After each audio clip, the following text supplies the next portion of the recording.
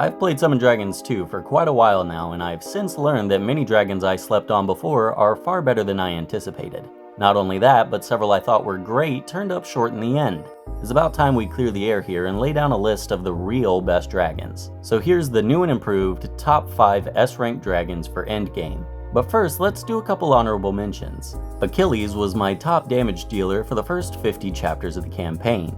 He completely carried me to where I am today, and I was just baffled how OP he was. I was even under the impression he needed a nerf before realizing some of the real top damage strategies. His damage now pales in comparison to a triple S like Anubis, and his limited summons means he doesn't synergize as strongly. Still a top tier dragon in my book, but in reality, he just might not hold up with the big dogs. And Phoenix may surprise you to be an honorable mention instead of a list staple, but it really comes down to accessibility. Anyone and everyone can get Phoenix built quickly and effectively, and honestly there isn't much difference between a level 240 Phoenix and a summit level 121. He's still a great healer, just not worthy of taking space on the list. Now on to the real MVP dragons. Number 5. Albing. Albing is one of those dragons that just had such a long and confusing ability kit that I never wanted to take the time to fully understand it. I just kinda skimmed over it, considered it read, and moved on. Based on some of the multipliers being on the low end, I assumed that Albing was a mediocre caster with some sort of totem effect.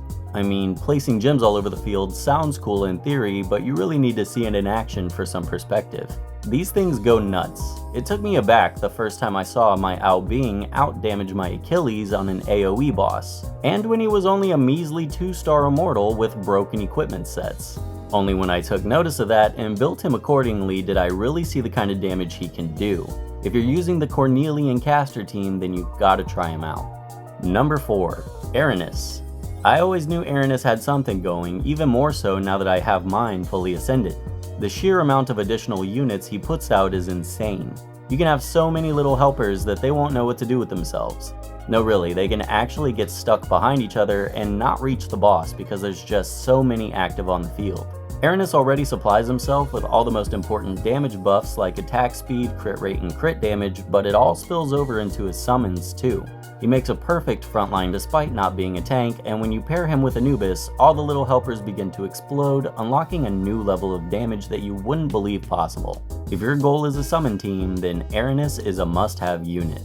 Number 3. Basak. You know whenever they say it takes a village or it takes an army, something like that, emphasizing teamwork? Sure, all these dragons are pretty solid, but not one of them can do much on their own. Only when you start to pair dragons with synergy and strategy in mind, then you will reach new heights. Basak helps others make do with what they got and keep them safe in the process. He'll buff your main attacker's attack and defense while exuding a plethora of supportive abilities. Each buff provides the ally dragon with multiple damage reductions, and he can even attack break super strong enemies. If you've started weeding out some of your older S-rank dragons that are no longer useful, I'll bet he's still on your team because no matter who your carry is, he helps them exponentially. Number 2. Leviathan. Knockdown has many uses. If you plan on farming any of the sets from Windless Grove and the Guardian's Respite, then Leviathan is pretty much a requirement.